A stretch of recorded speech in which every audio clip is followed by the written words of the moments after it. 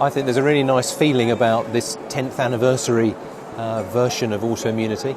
There are lots of people here. I always like looking at the board that shows where everybody's from, and you can see people from all over the world, and you can hear the background noise around us now, people exchanging ideas. Well, hot topics in my field are always related to how you take new therapies and how you put them into real clinical practice. And you merge the science into the reality of patients being treated, and some of that is around dose optimization and stratified medicine, making it very personal for individuals. I hope that also there will be new therapies that will develop. I have a particular interest in a molecule called ERAP1, which is an enzyme that trims proteins to exactly the right lengths to be shown to the immune system.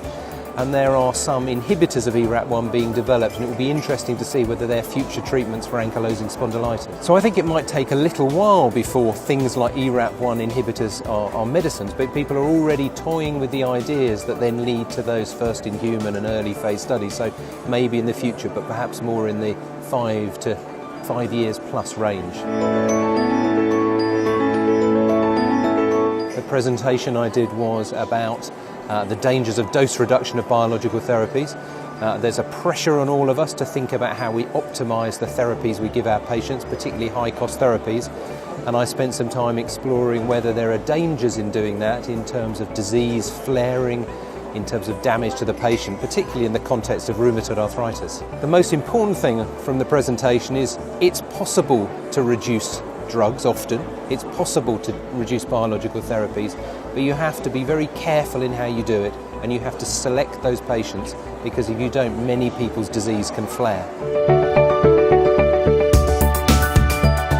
Well, to convince people to come to Portugal next year, I would reinforce the excellent faculty, the number of people that come from a whole range of different specialities, and how that allows people to interact in a way that if they just go to their national speciality meetings, like a rheumatology meeting for example, you just don't see that whole spectrum of autoimmune disease that you would see in this sort of environment.